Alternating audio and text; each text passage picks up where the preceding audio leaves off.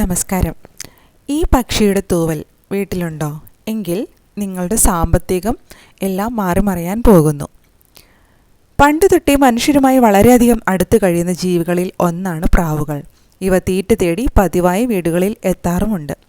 വാസ്തുശാസ്ത്രം അനുസരിച്ച് പ്രാവിൻ്റെ ഈ ഒടിഞ്ഞ തൂവൽ സൂക്ഷിക്കുന്ന വീടുകളിൽ സാമ്പത്തിക പ്രശ്നങ്ങൾ ഉൾപ്പെടെയുള്ള ഒരു പ്രശ്നവും ഒരിക്കലും ഉണ്ടാകാൻ സാധ്യതയില്ല. എന്നിരുന്നാലും നിങ്ങൾ വീട്ടിൽ സൂക്ഷിക്കുന്ന തൂവൽ സ്വയം കൊഴിഞ്ഞ് വീണതായിരിക്കണം.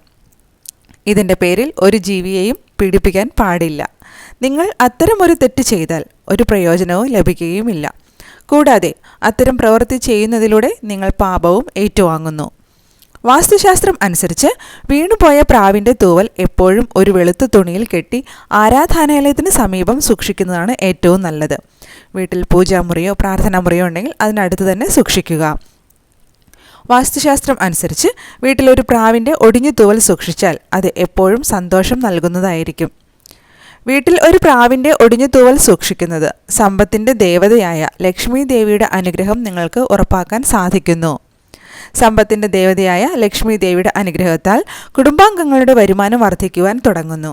വീട്ടിലെ ആളുകൾ എല്ലാം ജോലിയിലും പുരോഗതി കൈവരിക്കുകയും ചെയ്യുന്നു.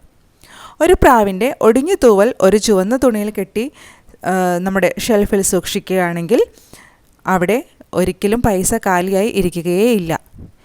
നിങ്ങളുടെ കയ്യിൽ ഇതുപോലെ തൂവലുണ്ടെങ്കിൽ ഒന്ന് പരീക്ഷിച്ച് നോക്കൂ. മാറ്റങ്ങൾ നമുക്ക് കണ്ടറിയാൻ സാധിക്കും.